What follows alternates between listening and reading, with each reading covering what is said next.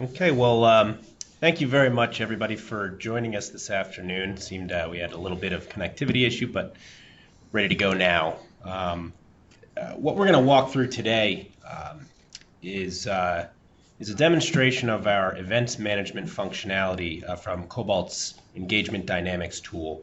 At the CRM User Group Summit, there was quite a bit of interest from some of the folks walking through the hall with some of the solutions that Cobalt has put together, and I don't think any more than the events management capability. So we'd like to take a little bit of a deeper dive. Today, Brian McAfee, Cobalt's technical training consultant, is going to walk us through the customer experience as well as an exploration of the back office functionality of the solution. And if there's any questions or comments during the demonstration, please enter them into the chat window. I will look through them and either interrupt Brian while he's going through things, or we can save them to the end, whichever seems to be more appropriate. But just understand I'll be monitoring those. A little bit about Cobalt. We've been in business for 20 years now, I believe on Sunday, actually, 20 years. We've really specialized and focused on implementing, integrating, and working with Microsoft Dynamics CRM. And in that time, we've come to really intimately understand the power of the tool and also some of the limits coming out of the box. We heard a lot of the same questions and concerns from customers as we were working with Microsoft Dynamics. And from those questions and some of those challenges, what we did was we actually developed a suite of tools that some are industry specific and some are universally relevant, but they address some of the functional shortcomings that were felt by multiple customers regarding Dynamics. The suite sits atop the Dynamics environment seamlessly. You leverage the same data in the Dynamics environment, but you wouldn't even notice that you were using our tools. And more information on the full suite can be found on our website, which is www.cobalt.net. But we're going to focus on the events management tool. That's one of the most popular functionalities in our suite. Many of our customers have found that there is a gap between the solutions they use to manage their events, their meetings, their classes, and the data that sits in their CRM. Your Dynamics environment contains vital detailed information pertaining to all aspects of your classes, your meetings, and your personalized events in order to give the data that sits in your Dynamics environment is so vital that when you're having these face-to-face engagements with your customers or with your prospects, you want to make sure that you're using the most up-to-date information because that face-to-face encounter is so important. So we're going to walk you through the whole process of leveraging that data, setting up a new event, getting the registration in, getting the payment taken care of. We'll walk through that, take a look at the back end. And I'm going to hand it over to Brian now. He's going to walk you through the tool and give you an idea of how easily the meetings, the events, the classes, big or small, on-site, remote, can be managed inside of your tool, inside of a tool that your organization already uses so well. All right. Thank you very much, Ryan. Let me go ahead and I'm going to close out my PowerPoint and confirm that we are in fact recording. Yes, perfect. So I'm going to minimize my screen, and many of you are probably familiar with this interface. What we're going to be doing is kind of taking a very broad overview of the meetings functionality, engagement dynamics within Microsoft Dynamics CRM. Specifically, the format that we are currently using is CRM 2016. And what we're going to be doing, if you can see my screen right now, this is the view that you would typically see on the back end, meaning that you are a staff member at your organization. And what we're going to focus on and switch back and forth between is the customer interaction. So this is what Cobalt has put together, and this represents the customer interface on the website, what we refer to as the portal. So what we're going to do is actually start here and show you a little bit of the finished product, and we'll walk through that and then jump back into the back end to see how that particular event was created and set up so that you can see all of the bells and whistles. Then we'll make a few changes and then log back in, and we will see how those changes are reflected on the portal. So without further ado, we are currently looking at like I said, the customer portal. This is where your customers would go to log in and access the data that is available to them. And the first thing that I want to do is, before I even log in, is to show you what the events look like. As you can see here, it's very intuitive. You've got the tabs up top, and under events, you can access this either through calendar or upcoming classes and upcoming meetings. In this case, since I have not logged in, if I were to click on my meetings, it's just going to require a login. If I go to upcoming meetings, it will show them in a list format, and were I to click on calendar, very straightforward. For the month of November, these are the available meetings that I can register for. Now, that being said, if you take a look down at the bottom here, you will see that there is nothing currently scheduled for the last week of November / first week of December. The reason for that is, and we'll show you this again on the back end as we go through the setup, we have actually created a private meeting wherein you cannot actually see the availability of this meeting until you are logged in to prove that you are in fact an active contact within your system. So let's go ahead and do that. I'm going to log in as a non-member of the system.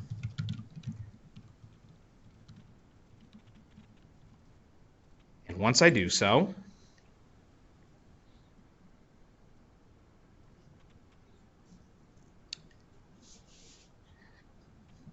you will notice that per our setup here, this individual has not yet become a member of our organization. That's fine. But if I go back to the same location, the calendar, you can now see that the conference that we put together is now available for the last day of November through the first couple of days of December. Same if we go to the itemized listing in upcoming meetings, whereas before it only displayed the annual meeting 2016, which is currently going on, began yesterday, 2 days ago, as well as the upcoming one starting on November 30th.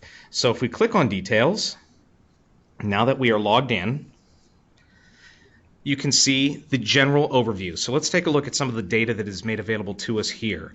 Upon logging in, we can see the name of the conference, the specific dates, as well as the location. And you can see the 3 sub-tabs here: description of the event itself, the location, and because we have added the details here, this becomes a hyperlink and will actually take us to a Bing Maps location. It will go ahead and look up the data. And there we go. You can even see a street shot of the location. And the last tab is also the schedule. So even within the meeting itself is the conference, and within the meeting we have multiple activities. Each of these activities show up on the schedule, and each of these are also a hyperlink, which will actually bring up a pop-up.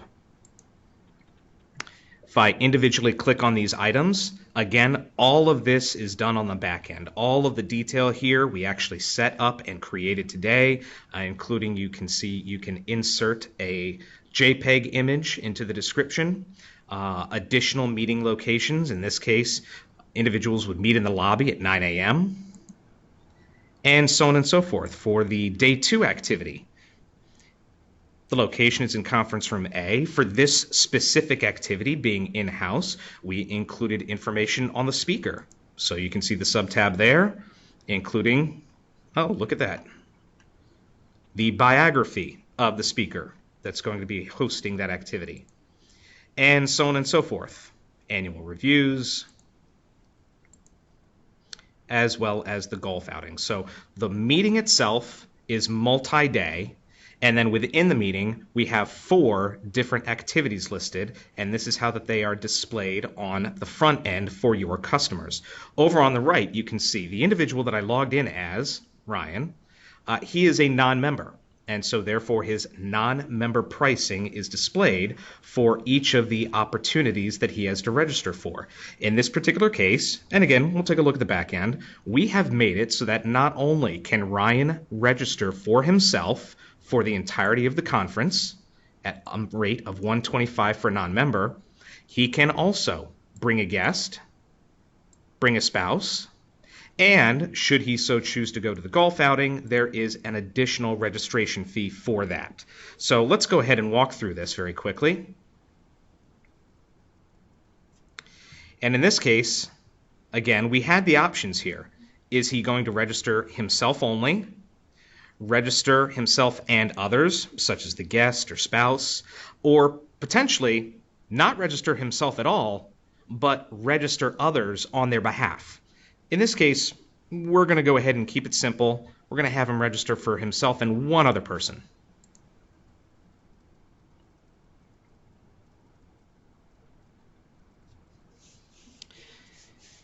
As we go through the process, each of the attendee registration fees, the meeting registration fees, will be displayed here. So you select if there is an additional cost.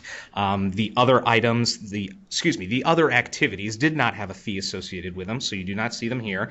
So we're going to go ahead and select both. Oh, I guess we do one at a time. My apologies.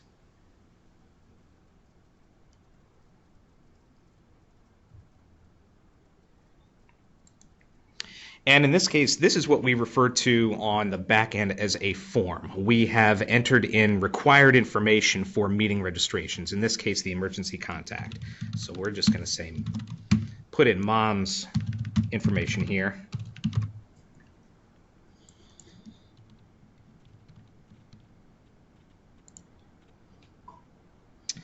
And again, another page on the form itself asking about dietary preferences for the duration of the conference. Gluten-free, vegetarian, again, these are all custom built. So we made these, and these are, as you can see, optional. So since they are optional, I'm going to leave these all blank.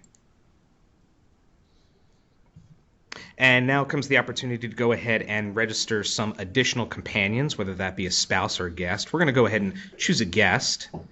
And how many total? We can put a cap on this on the back end, but for the time being, we're just going to say one additional guest.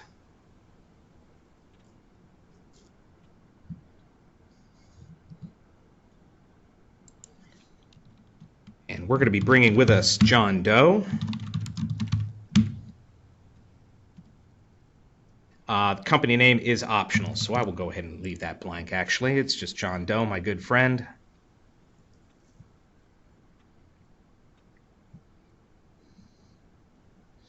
And again, this is additional information for the meeting registration itself. So we're going to reconfirm. And again, all this data is going to be archived on the back end in CRM for easy access by any of your staff at a later time. So here we've got the main registration for Ryan, the guest registration for John. If you need to make any edits, this is your opportunity to do so. You can click on the edit hyperlink here. And also take a look. You get an itemized breakdown of the fees that are going to be charged to you, including the opportunity. Now, we have not actually built this in, but know that this is available to you. You can enter in a coupon code here. So depending upon the meetings that you're offering, the activities that you're offering, if you have any specific coupons that you want to make available to a subsect of your members, you can go ahead and do so, and they can enter it here. Additional details on the coupon: you can enter in a maximum number of redemptions so that only the first, say, 100 people to respond can use the coupon code, and once you hit 101, it will no longer be valid. So you've got a couple of options there. We're going to go ahead and finish up with this registration. And we've got it, so the total comes to 165. Let us submit the registration. And there we go. One more time. Again, I've got the hyperlink. I can go back to my registration, edit it further if I need to, but we're just going to go ahead and finish up by paying. And in this case, I'll enter in my dummy data.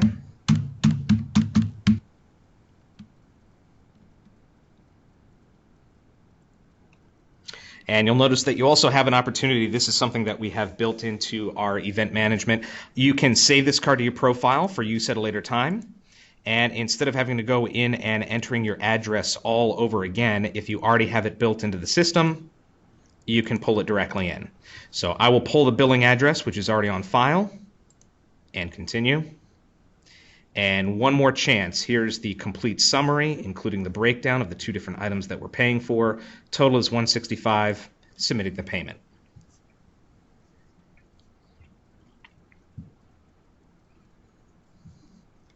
So hopefully I didn't go too fast. That was a very quick walkthrough. Again, we were trying to keep it simple. There was a lot of data on the back end that we pre-built just for this process. Here we've got our confirmation and receipt of payment. So if we wanted to, we can go ahead and hit print, keep that for our records, but we have gone ahead and completed this. So I'm going to go back home, and what I would like to show you guys now is what we did on the back end and how much data we put into place in order to make that all possible. So here I am looking at the staff interface. So this is the very first time that I've logged in as a staff member. It just so happens that my default landing page is sales and dashboards. In this case, we're going to go to the main menu, and unique to Cobalt, we are going to go over to events. And from events, you can take a look. We've got both meetings and classes. We will go over the difference between those two momentarily, but we are going to focus on the meeting that we just did. So we'll click on meetings, and you can see the default view here for me, in this case, is active meetings. If you're familiar with CRM, you know that you can go ahead and sort based on any of the columns, so long as the data in that column belongs to the entity that we're looking at. So I want to sort by the begin date, in descending order, and there it is. There's my Cobalt annual conference beginning on 11:30. So I will double click to open up the meeting record itself, and let's take a look. There's a lot of data to take a look at here, but let's take a look step by step and see how we set this up. So very intuitive. You've got your name, and you've got the begin date and the end date. Now keep in mind, that is the begin and the end date for the conference, for the meeting itself. Separate to that, if I can jump over here to the right, under setup, you've got a begin date and an end date for the registrations. So again, typically, under normal circumstances, if you have a begin date for a meeting on the 30th, you're going to want to cap the registration probably to a day or maybe even a week in advance, depending upon how complex the meeting is.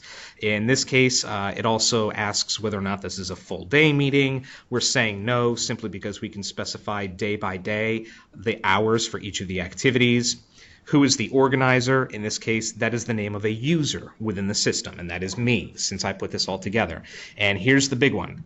Publish to portal. Even though we said yes, therefore publishing it out to the portal where your customers can see it, what we also did, you can see here, invitation only. We said yes. So what is the importance of this? Yes, it is published to the portal, but only those that are invited can see it.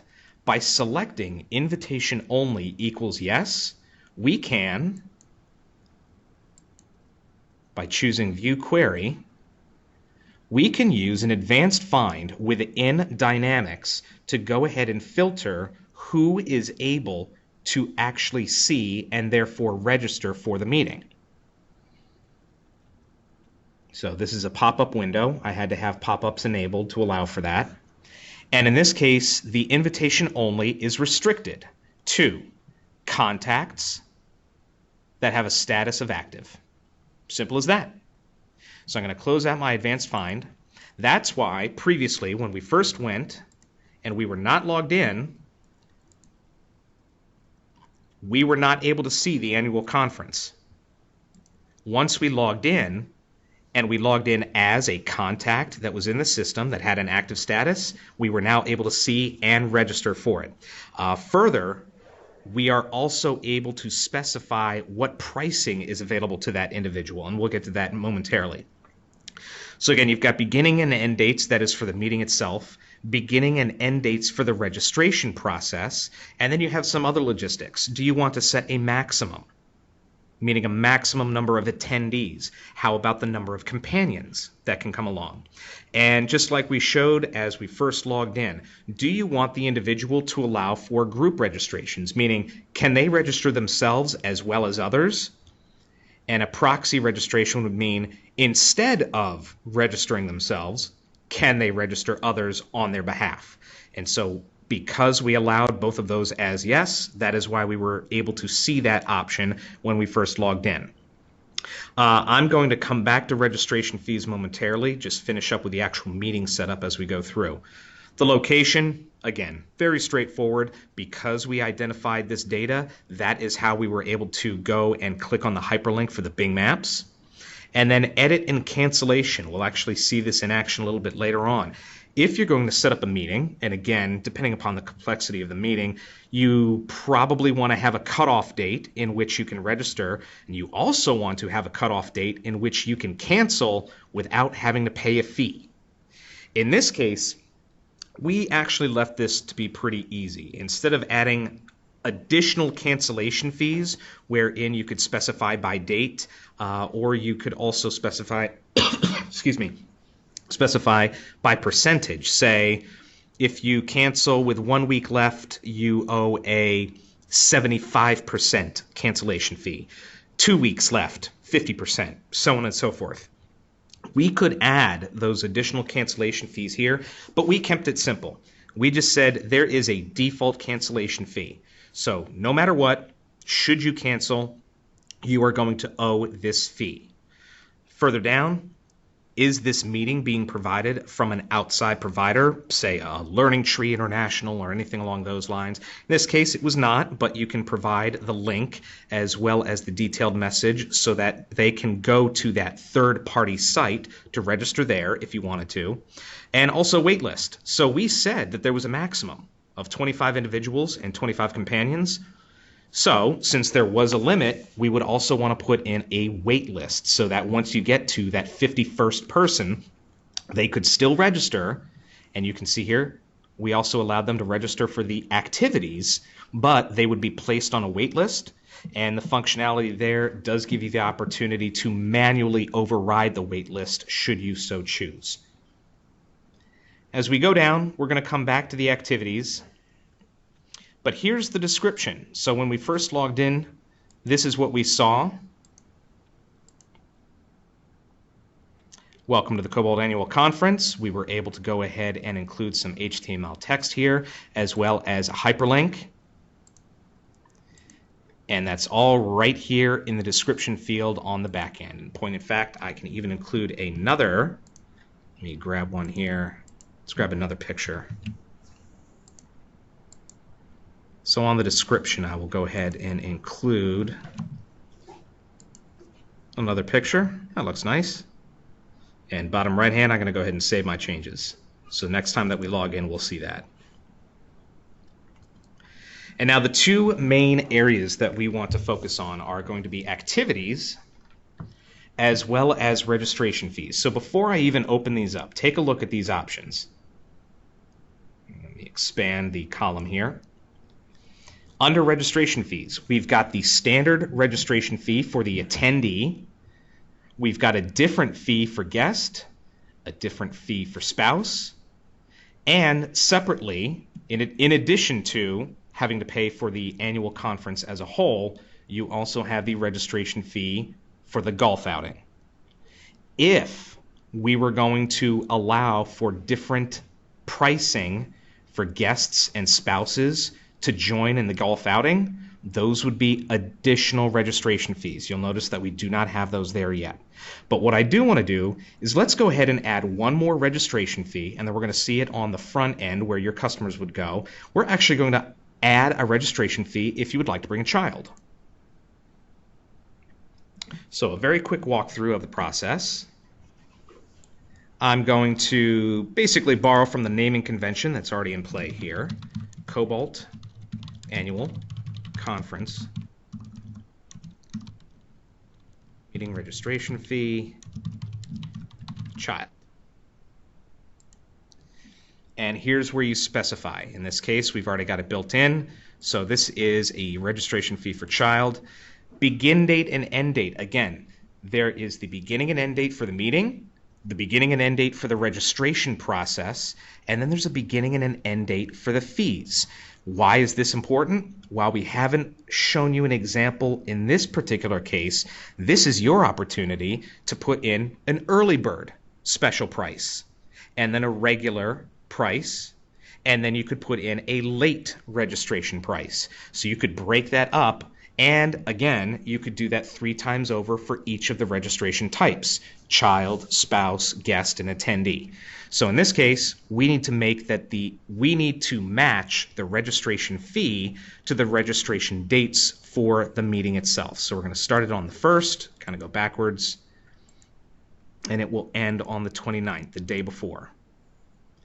Is there a form? Again, this is what we referenced earlier when we were taking a look on the portal itself. The form would be the pages and the questions that are associated with it. We actually have one pre-built, so I'm going to choose the child registration form, and we'll see what that looks like when we actually go to register a child later on. Publish to portal, we're going to turn that to yes so that we can see it. And I'm going to save my work so far. Now you'll notice it's going to change the actual title of this record here from new meeting registration fee to match the name that we typed in. So it's the annual conference meeting registration fee for child. Now we actually need to specify the product itself. And there's a reason that I'm going through all this, but I'm going to jump ahead very quickly here. I'm going to use my wildcards, identify whether there's already a child registration fee. There it is. I'm going to select it and add it and save. All right, for the purposes of our exercise, that's all we need to do at this time. So I've already saved my record. I'm going to close out. You can now see that there are 5 different registration fees. The 5th one, in alphabetical order, because that's the sort order, shows on the 2nd page. Now let's take a look at activities.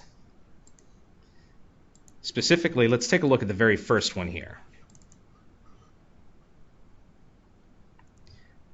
Very straightforward. We've given it a name. We've differentiated whether it's an activity or a session. It already has a built-in relationship because we created this based off of the meeting, the Cobalt Annual Conference. It already has that built-in relationship. And then we specify, is this a full-day activity? In fact, it is. It goes from 9 a.m. to 5 p.m. And then the details here, and whether or not it's published to portal, show on the schedule itself in the pop-up window. So all the details for your activities will be displayed there. I don't have any changes, so I'm going to go back to my meeting.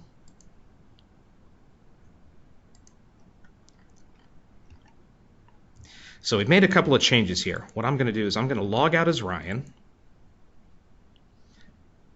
So again, you've seen me jumping back and forth. We are now back on the portal side. I'm going to take the credentials of somebody who is a member.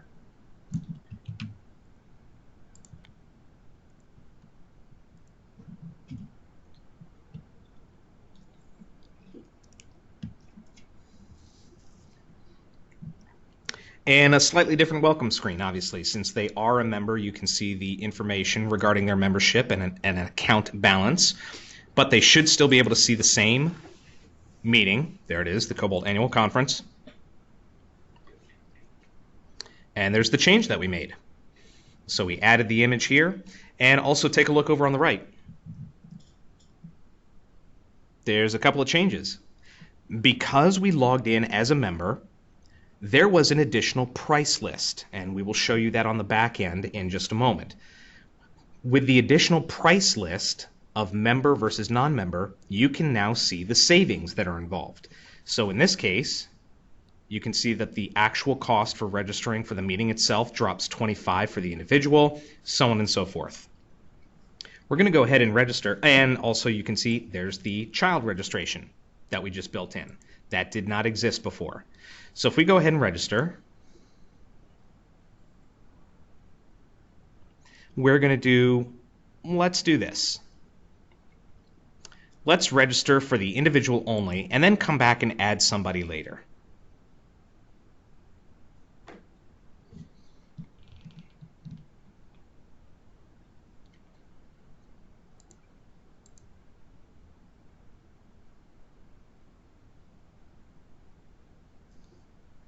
Again, emergency contact.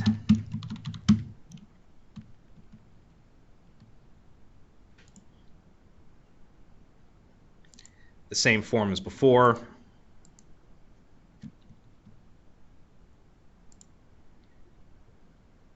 And in this case, we'll go ahead and add a child registration, in which you do have to specify the number of children. Oh, my apologies. We're actually going to leave this blank, and we'll come back and add that later. We're going to show you how to edit an already existing registration. So in this case, because we are a member, it displays that my total savings was $25.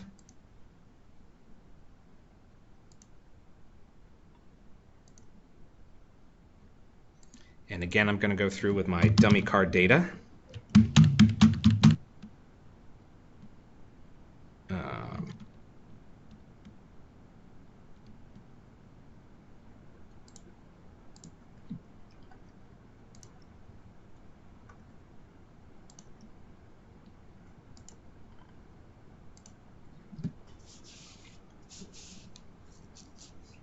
And submit the payment for the registration.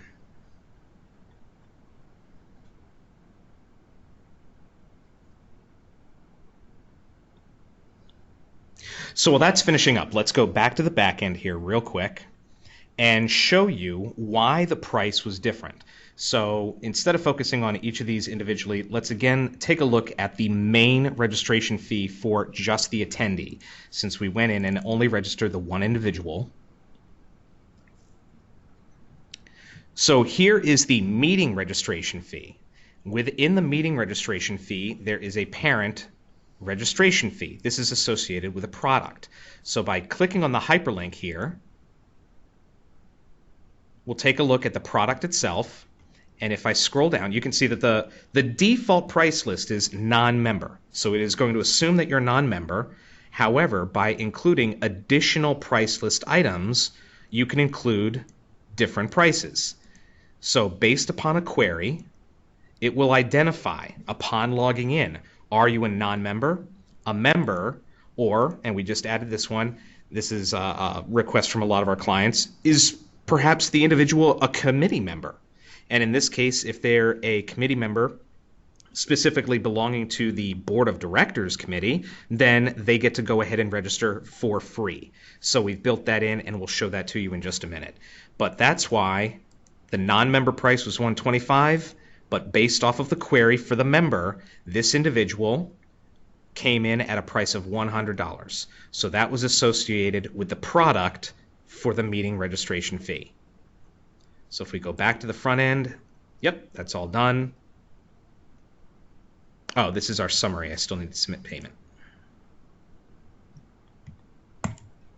It probably didn't like that I used the same card for a couple of people, and that's okay. If I go back home, whereas before when we clicked on My Meetings, we didn't have anything. Let's see if it saved our progress. Nope. That's fine. I'm going to go ahead and log back in as Ryan, and we'll go ahead and make those changes there.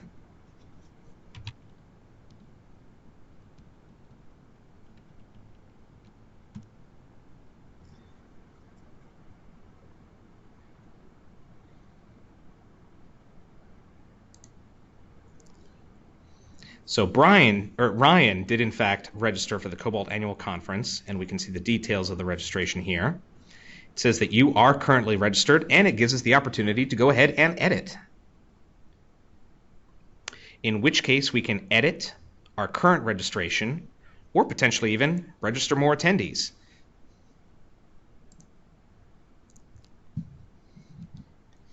In this case, it gives us the opportunity to go ahead and look up others in the system. So by searching by last name, I find another contact in the system.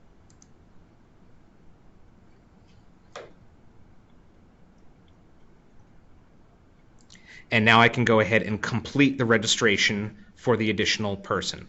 We'll go ahead and register this person for the golf outing.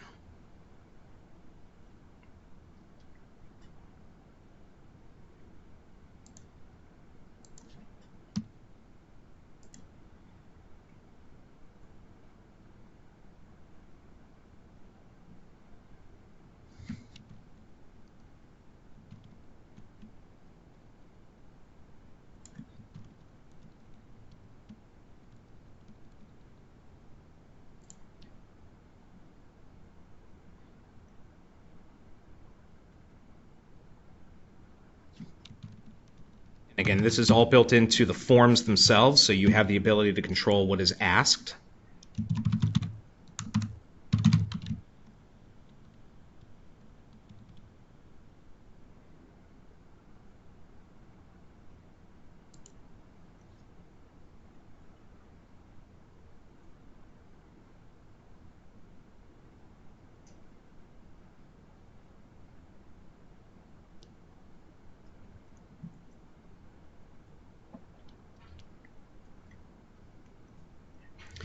And so at this point, we've gone ahead and Ryan has registered to go on the golf outing, as well as registered an additional guest.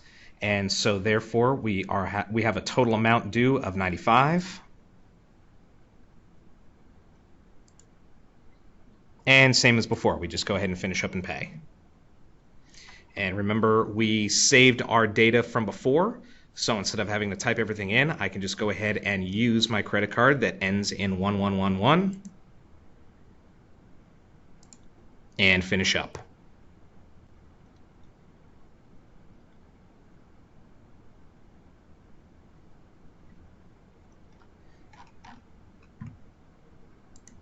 And there we go. On the back end, let me go back to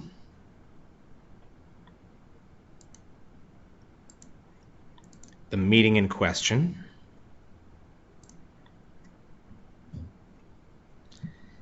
So here is the staff interface. Let's take a look at the registrations.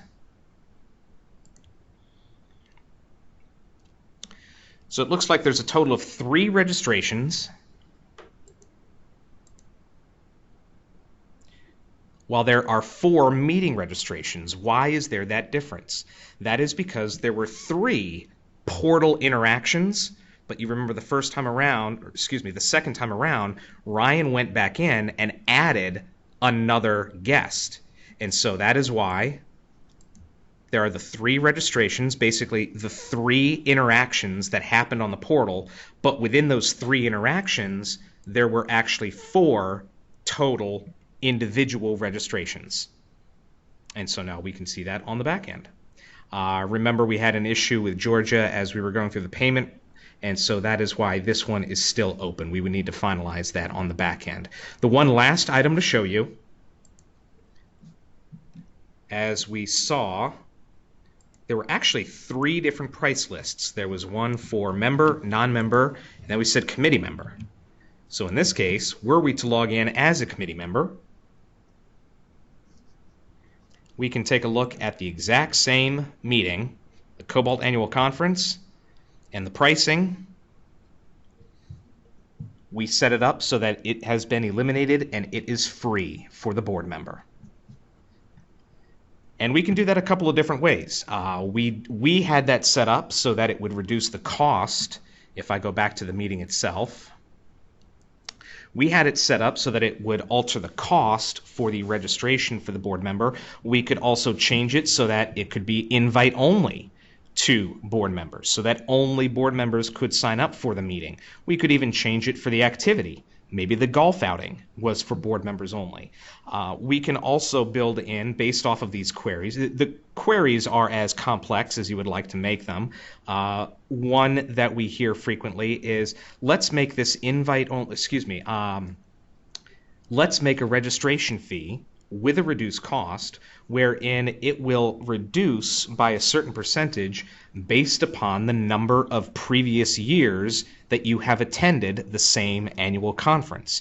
So again, we've already created 3 different price lists for a regular attendee registration. We could create a 4th one where in the query specified did they attend the previous year, and then give them either a dollar amount discount or give them a percentage discount. So you have a tremendous amount of flexibility within the system. I know that we ran through this fairly quickly, but you've got a lot of opportunity to go ahead and custom create your own meetings, your activities, as well as, like we said, the flexibility over the pricing based upon membership levels, whatever query that you can come up with. And hopefully this has given you a little bit further in-depth knowledge of the subject. What we'd like to do is open it up to any questions now as well as in the future. I believe that this will go ahead and be published on our website. And if you have an opportunity to go ahead and provide any feedback or questions, we will go ahead and take those and report back to you. But at this time, I don't believe that we have any questions, so we'll go ahead and wrap things up. And please shoot us an email if you do have any further questions. Thank you very much.